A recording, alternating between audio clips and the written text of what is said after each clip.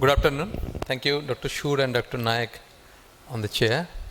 My dear friends, dear colleagues, and those who are murmuring in the rear row, the residents with full of energy waiting for the next session.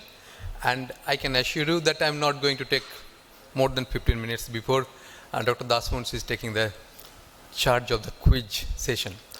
So, gut microbiota. Actually, I think it's our second genome.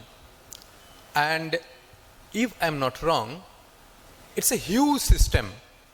And more than 100 trillion cells are getting housed in your gut. And if you think of diversity, it is brilliant. You can find more than 1,000 species of bacteria, fungi, protozoa, virus, what not. So it's a beautiful diversity which we are housing inside our gut. Definitely there is inter-individual variation, but despite that, predominantly bacteroids and firmicutes, they are dominating there. There are so many factors.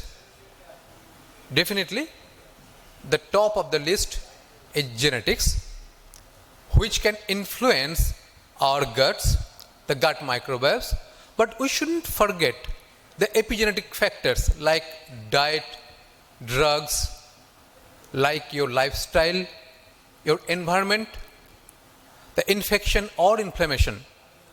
And I can assure you that this ecosystem, they are having their own politics which they can enjoy.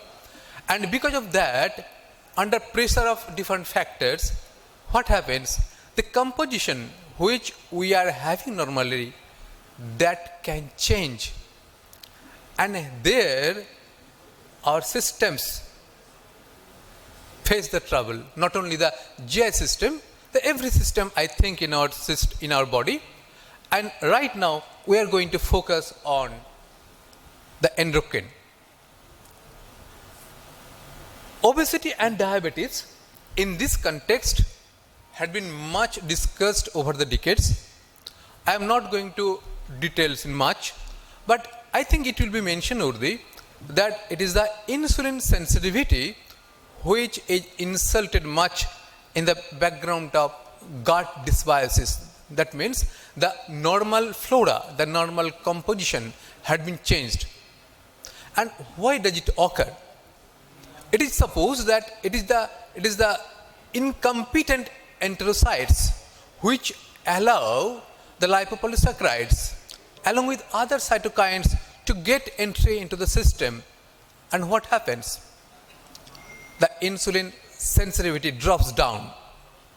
Not only the lipopolysaccharides, because of this altered composition in the gut microbiota, the altered metabolites like bile acids, like a difficult name to remember, like trimethyl amine oxide, they also get some illogical and illegal entry into our system, and the inflammation sets in and insulin resistance moves on.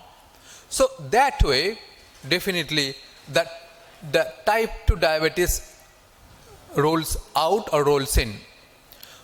Definitely we shouldn't forget about the other hormones which can control our satiety. We know that serotonin, we know peptide YY, they are being secreted as soon as we are taking food. They can control your satiety, they can reduce your hunger, they can reduce your motility in the gut. And their secretion is being induced by SCFA, that is a short chain fatty acids like butyrate, like acetate.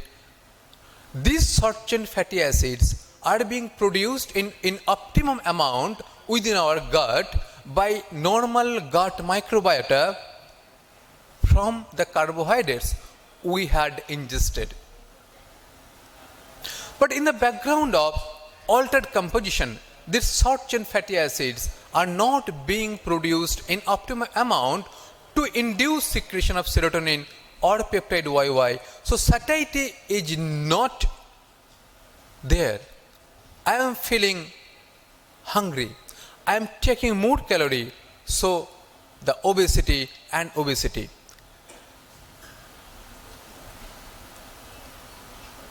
already I have told that this insult is not confined, not contained within the sphere of obesity, within the sphere of metabolic syndrome or diabetes or obesity.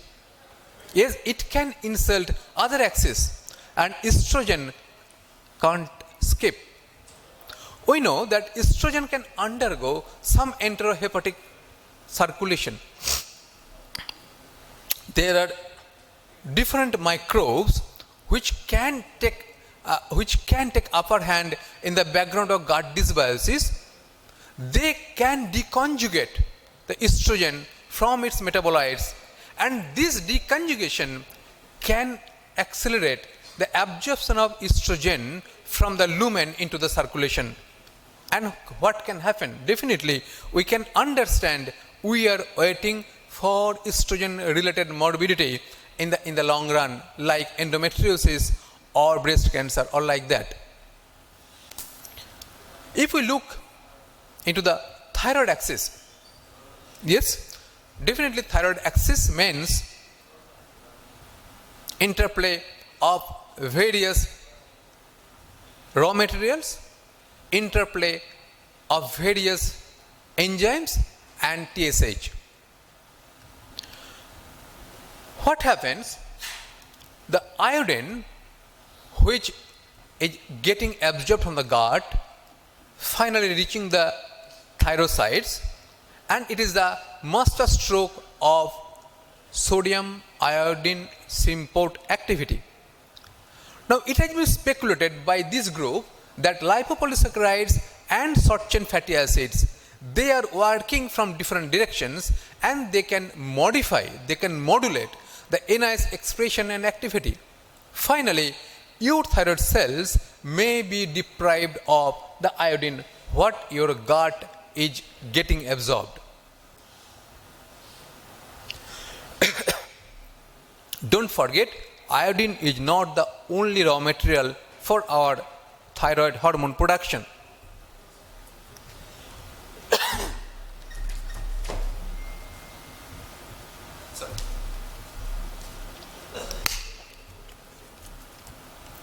We should not forget the contribution of the selenium, and if there is selenium deficiency, you may have hypothyroidism. And in the background of gut dysbiosis, their role is so crucial. They can compete for the selenium along with the thyroid cells, and your patient or you yourself may have selenium deficiency. So thyroid gland can suffer in that way because of gut dysbiosis. Definitely we know that T3, it is the active hormone, and this conversion from T4 to T3 is depending upon various enzymes which are working in different systems, and the gut is also one important place to convert T4 to T3. In case of gut dysbiosis, this conversion may be troubled, and that way also you may face some degree of hypothyroidism. It may not be clinically apparent every time. Yes, this group had found that a decrease in bacteroids and an increase in Rhombustia and other microbiota can lead to Hashimoto thyroid. There is another group, they worked on grapes, and they had found that a fall in lactobacillus in your gut or a rise in Clostridium or Enterococcus can land up with Graves' disease. Now the question is how and why? Definitely, the gut dysbiosis can modify immune response. We are normally living a symbiotic life with our gut microbiota. And that symbiotic relationship can help to have nutrition, can help to have different vitamins, can help to develop normal immune system. But if there is some challenge, the immune response may be modified.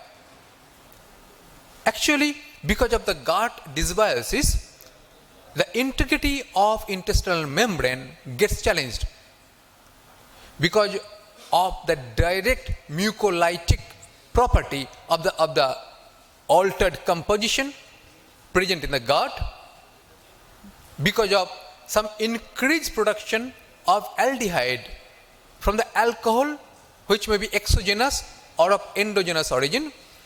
The intestinal integrity is breached, and because of that leaky membrane, the lot of antigens coming into the system, and because of that antigenous exposure which are not familiar to your system is getting activated.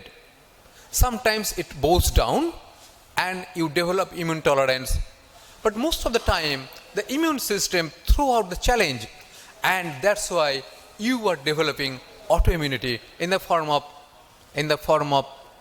Hashimoto or Graves. But they are having more to say. In this context, this group had found coexistence of Hashimoto thyroiditis or Graves' disease along with celiac disease, and that can be explained through the same mechanism. Yes, so parathyroid is not going to skip. We know that the bone mineral density, it's a result of fine tuning or fine balance in between the osteoblast and osteoclast activity or their populations. Now, the gut microbiota can influence the calcium reabsorption from the gut. How?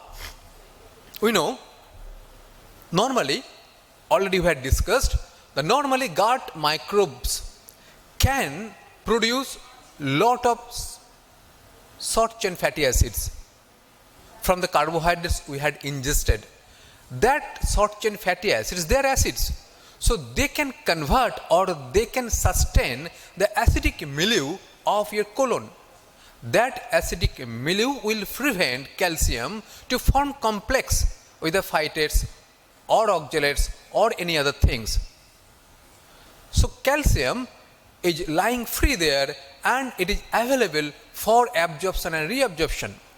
But when this gut microbes, the composition is altered, there is low production of short chain fatty acids, the acidic milieu of the colon may be lost, calcium is making complex with the phytates or oxalates, so there is less absorption of calcium in the system, your system is being deprived. This dysbiosis is characterized by higher level of firmicutes, which increase the chance of inflammation. That means more interleukin 1 or TNF alpha in the system. So osteoclast is getting activated, it is getting upper hand on the osteoblast. So more chance of osteoporosis, we can't ignore that. Adrenal, definitely there is some story to tell. In case of adrenal gland, the reports both in the favor of hypocortisolemia and hypercortisolemia are there, and definitely this is the action of different microbes as it had been found in different groups. So my dear friends, they have found the causal relationship between the gut microbiota and adrenal function. So here to conclude, the collective impact of gut microbes. There is collective impact of gut microbes on the entire endocrine network, and a comprehensive approach to microbiota management should be there, at least in the form of guideline. We can hope it will come within coming years. So thank you again.